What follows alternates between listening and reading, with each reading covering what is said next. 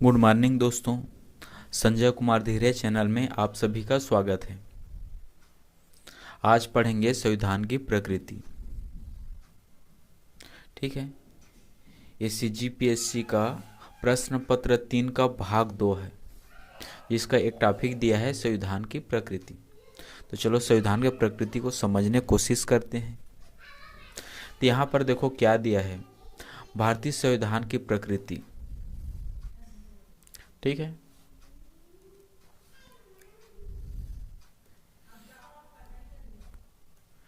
भारतीय संविधान की जो प्रकृति को समझने से पहले यह जानना जरूरी है कि संविधान एक लिखित दस्तावेज है। क्या है? संविधान एक लिखित दस्तावेज है। कहने का मतलब यह है कि संविधान को लिखा गया है, जो देश के शासन व्यवस्था, मूल अधिकारों, कर्तव्यों और सत्ता के वितरण की परिभाषा प्रदान करता है। भारतीय संविधान में समग्र रूप से राष्ट्रीय और राज्य सरकारों के अधिकारों, कर्तव्यों और कर्तव्य प्रणालियों और नागरिकों के अधिकारों के बीच संतुलन बनाए रखने की एक विशेष योजना बनाई गई है। ठीक है, तो यहाँ पर देखो संविधान के प्रकृति को हम लोग इस 10 तरीका से 10 पॉइंट से हम लोग समझ सकते हैं। ये बोल सकते हैं कि यह संविधान के प्रकृति में ये उसकी प्रकृति है या फिर उसका विशेषता है, बोल सकते हैं संविधान की। तो सबसे पहला देखो क्या है, लिखित संविधान।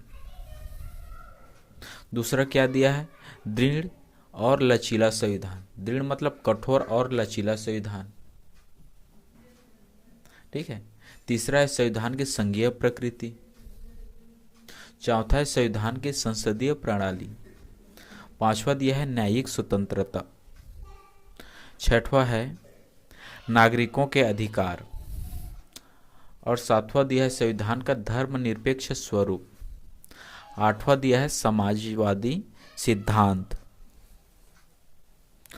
और नौवां है कानूनी सर्वोच्चता। और 10 है विभिन्न प्रकार के संविधान संशोधन।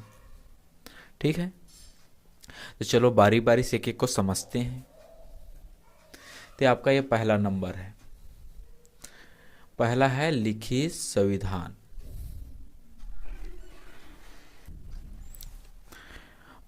पहला क्या है, लिखित संविधान।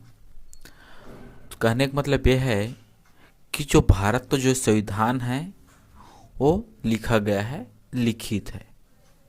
यह दस्तावेज 26 नवंबर 1949 को अपनाया गया था और 26 जनवरी 1950 को लागू हुआ था। ठीक है, यह दुनिया का सबसे लंबा संविधान है, सबसे बड़ा संविधान है, जिसमें कुल 448 अनुच्छेद हैं।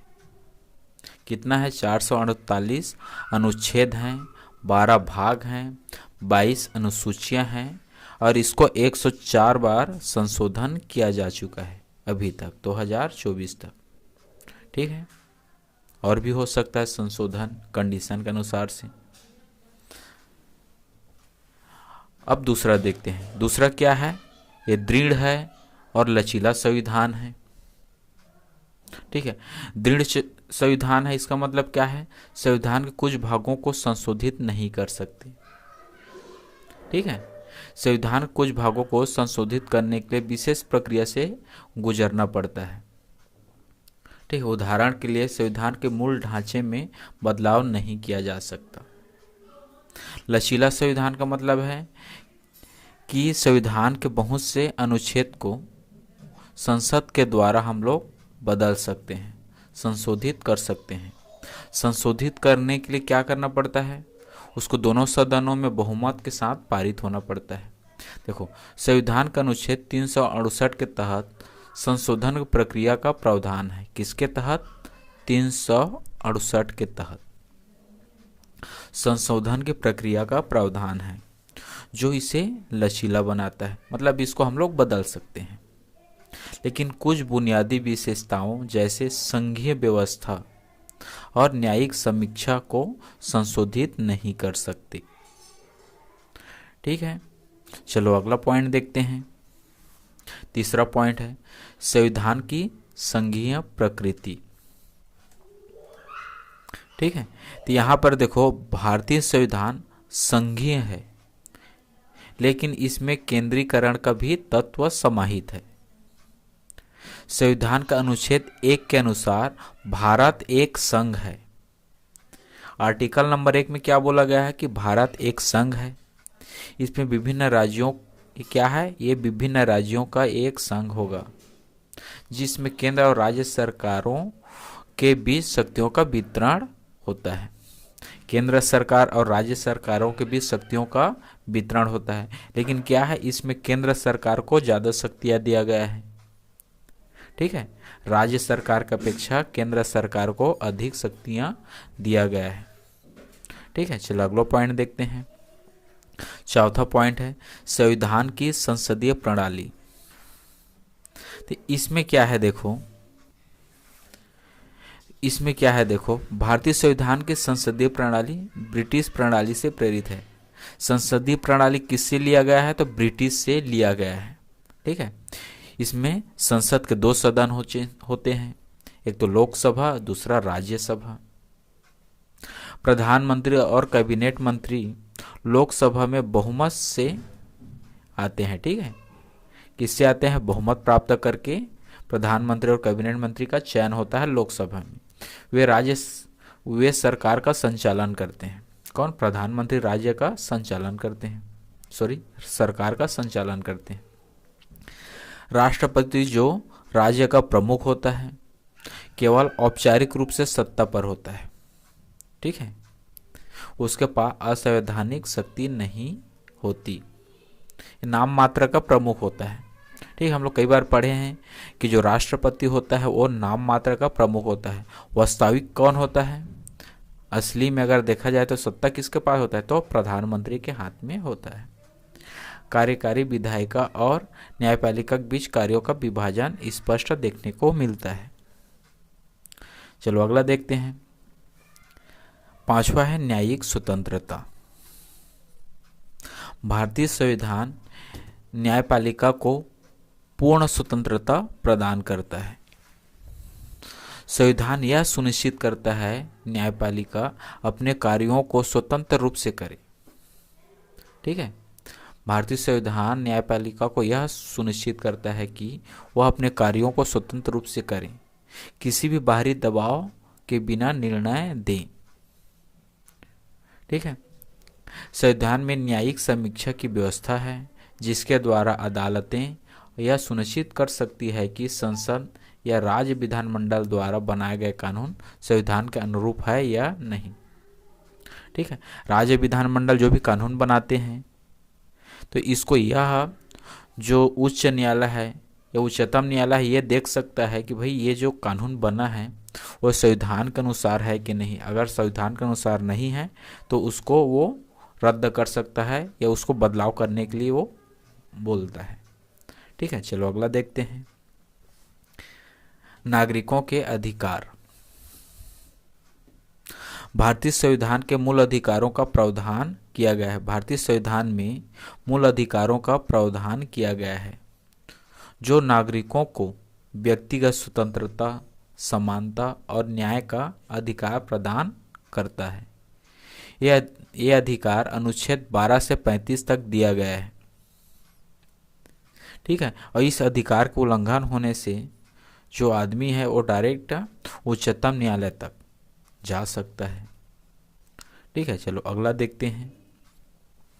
संविधान का धर्मनिरपेक्षता स्वरूप। इसका मतलब क्या है, भारतीय संविधान धर्मनिरपेक्ष है। इसका मतलब है राज्य धर्म से स्वतंत्र रहता है, राज्य धर्म से स्वतंत्र रहता है और किसी भी धर्म को सरकारी सहायता या समर्थन नहीं है। मतलब किसी भी धर्म को, पर्टिकुलर एक धर्म को मान्यता नहीं दिया जा सकता। कहने का मतलब यह है कि भारत के संविधान में सभी धर्म को की समानता है। ठीक है, संविधान प्रत्येक नागरिकों को अपने पसंद का धर्म अपनाने, उसका पालन करने और प्रचार करने का अधिकार देता है। इसमें किसी को हम लोग दबाव नहीं दे सकता कि आप इसी धर्म में रहिए, ये इसको मानना ही है ऐसे। ठीक है, चलो अगला देखते हैं। 8वां क्या है देखो, समाजवादी सिद्धांत। भारतीय संविधान में समाजवादी सिद्धांत का भी स्थापना की गई है, जिसका उद्देश्य है समाज में आर्थिक सामाजिक समानता को बढ़ावा देना। ठीक है। संविधान के नीति निर्देशक सिद्धांत के माध्यम से यह सामाजिक आर्थिक नीतियों की दशा तय करता है, जैसे कि गरीबी उन्मूलन, सशक्तिकरण, नागरिकों के बीच समानता का प्रोत्साहन। नेक्स्ट है कानूनी सर्वोच्चता। भारतीय संविधान सर्वोच्च है और यह सभी कानूनों और विधायी कार्यों को संविधान के अनुरूप होना चाहिए। सभी कानूनों और विधायी कार्यों को संविधान के अनुरूप होना चाहिए। कहने का मतलब क्या है? सबसे ऊंचा सबसे बड़ा कौन है? संविधान है। सभी कार्यों को किसके अनुसार होना चाहिए? तो संविधान में जो कानून लिखा गया है उसके अनुसार होना चाहिए। अगर किसी कानून का संविधान से विरोध होता है तो वह असंवैधानिक घोषित किया जा सकता है। यह संविधान की सर्वोच्चता का सिद्धांत है, जिससे यह सुनिश्चित होता है कि कोई भी सत्ता या संसद संविधान से ऊपर नहीं है। कहने का मतलब है सबसे ऊपर क्या है? संविधान है। ठीक है। अगला देखते हैं, 10वां पॉइंट है विभिन्न प्रकार के संविधान संशोधन। ठीक है। संविधान में संशोधन की प्रक्रिया को भारतीय संविधान ने अपेक्षाकृत लचीला बनाया है। मतलब संशोधन होता है, इसीलिए क्या है, हम लोग भारत के संविधान को लचीला संविधान भी कहते हैं। ठीक है। लेकिन क्या है, हर भाग को, इसके जो मूल ढांचा है, संविधान के मूल ढांचे को बदलाव नहीं किया जा सकता। संविधान का अनुच्छेद 368 के तहत संसद को संविधान में बदलाव करने का शक्ति दिया गया है। किसको दिया गया है? तो संसद को दिया गया है। कौन सा आर्टिकल के तहत दिया गया है? तो 368 का आर्टिकल के तहत दिया गया है। हालांकि संविधान का कुछ हिस्सा जैसे न्यायपालिका, संघीय ढांचा आदि में संशोधन नहीं किया जा सकता, इस तरह से बोला गया है। ठीक है। तो लास्ट में निष्कर्ष में देखते हैं हम लोग क्या है कि इसको पढ़ने के बाद क्या समझें। तो भारतीय संविधान एक गतिशील दस्तावेज है जो देश के विभिन्न सामाजिक, सांस्कृतिक, राजनीतिक आवश्यकताओं के अनुसार समय समय पर संशोधित किया जाता है। कंडीशन के अनुसार भारतीय संविधान को हम लोग संशोधन कर सकते हैं। इसकी प्रकृति, इसके लचीलेपन, नागरिक अधिकारों, संघीय संरचना, लोकतांत्रिक व्यवस्था के कारण एक स्थिर और संतुलित शासन व्यवस्था प्रदान करती है। यह संविधान भारतीय लोकतंत्र को मजबूत प्रदान करता है। ठीक है, मजबूती प्रदान करता है। यह नागरिकों को उनके मौलिक अधिकारों का संरक्षण सुनिश्चित करता है। संविधान की सर्वोच्चता और न्यायिक स्वतंत्रता इसकी विशेषताओं को और स्पष्ट करती है। इस तरह ये जो टॉपिक है संविधान की प्रकृति खत्म होता है। सीजीपीएससी में जब भी आएगा या फिर यूपीएससी में आएगा तो हम लोग इसको आसानी से हम लोग वहाँ पे लिख सकते हैं मेंस में। ठीक है। मेरे इस वीडियो को लाइक कीजिए, चैनल को सब्सक्राइब कीजिए, वीडियो को अपने दोस्तों के पास शेयर कीजिए। धन्यवाद।